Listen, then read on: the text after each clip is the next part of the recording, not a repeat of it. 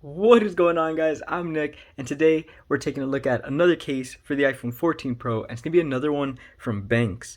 But this is going to be an aramid fiber case, as you can see right here, built with Kevlar.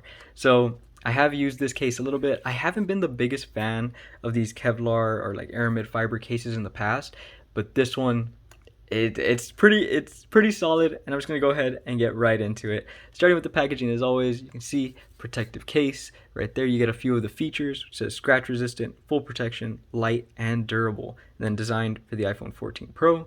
And you can see right here, built with dual pont Kevlar fiber. And then this is really important: certified military grade, drop tested. We love to see that. Looking at the back, we get a little image of the case right there, and we get some more little features right there: all around protection, shock resistant, molded with the real phone. So really love to see that.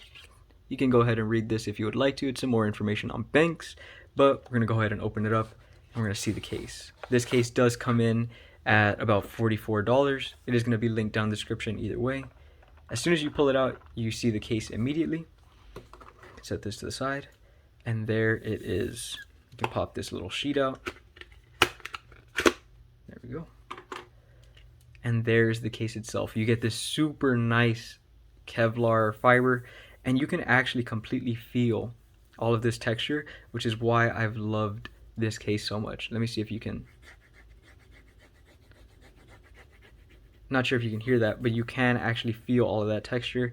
And for me doing that, obviously there's no scratches on it. I have noticed that this case doesn't tend to scratch really at all, because I've run these cases for a while to test them for you guys, and there's not a single scratch on this one. Even on the sides, which nice to see since they aren't Kevlar. These are just going to be your classic TPU style sides. But taking a look on the inside, really nice felt lining. Love to see that as well. Of course, it has to be MagSafe. Every case needs MagSafe at this point, guys. I'm going to keep saying it until it happens. And then we get this little sort of embossed sign right there. It says built with Kevlar. Looking at the inside, we do get that same pattern we've seen on the other Benks cases, as well as in the corners, with all of that drop protection built in. Love to see it. Now let's go ahead and grab the phone, which is the iPhone 14 Pro in space black. We're going to go ahead and pop it in. So starting with the left side as always, just like that, snaps in really easy. There is what your case is going to look like on your phone, at least if you got the space black one like I do here. Really nice solid case. It did snap on pretty easy, so I want to go ahead and try out the fit test. As you can see, really snug fit, a bit of pull over on the buttons like you usually see with cases that have that TPU around the edges. Really snug everywhere else. Even down here at the lightning port, really tight. As you can see my thumb there, I'm pulling pretty hard to tug that out. Just the buttons mostly that have a tiny bit of pull. Nothing I'm going to complain about though. Now let's start with some protection. Looking at the cameras first, as you can see right there, you do get a pretty nice camera lip, and I do trust that. I do think that's going to be plenty to protect these lenses. I do want to go ahead and try the wobble test just to see if this case wobbles an extra amount, but I really don't think so. So down here, where you're normally going to be typing or doing anything like that, there's really no wobble to take note of at all. It isn't until you get up to the top that top left corner is going to give you all of that wobble. But not really Benks' fault. They can't do anything about these cameras, so just something to take note of. But looking over at the front now, we do have a pretty minimal front screen lip, as we saw on the other Benks case. But again, I'm not going to complain about it. It is still there. It's present. Just nothing too insane. And I do have a tempered glass screen protector on here, so if you don't have one, you are going to be getting more lip protection. But if you do, this is pretty much what you're going to be looking at. Now, take a look at the left side with the power buttons. We do get a very nice rectangle shaped cutout for your mute toggle switch. It is kind of small, but definitely still easy to get to, even if you don't have fingernails or anything like that. And we get these really nice sort of machine finished metal buttons, which I love to see, and they're really nice to use too.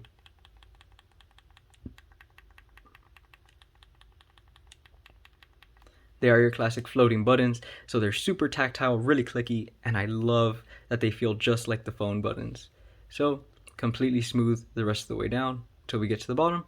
As you can see, there is a very generous lightning port cutout, And I do use plenty of third-party chargers with pretty like large heads on them, and they all fit just fine. So nice to know that. And then you get your speaker and your microphone cutouts, which are super accurate. I love to see that. Now we move to the power button side. You get the power button, which is the same sort of machine finish metal button, and then you get a little bit of Benk's branding right over here. Let's go ahead and test out this button.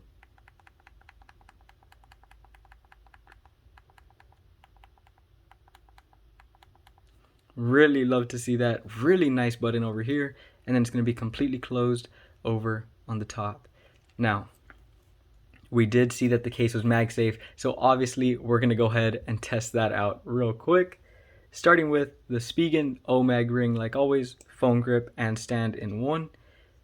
Let's just go for it. You snap it on. Snaps on really nicely. And these magnets are actually, I was expecting them to be pretty much the same as the other Benk's case, but I really don't think that's the case, guys. I think these are going to be a little bit stronger.